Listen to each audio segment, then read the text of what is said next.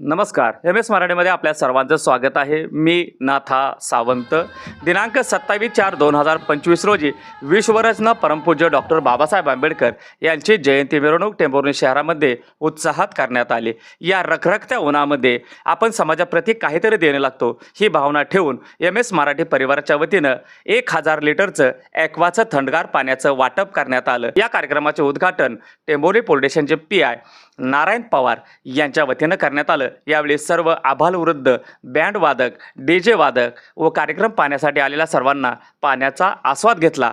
यामुळे मला सोनबा येवले यांची आठवण मात्र नक्की झाली.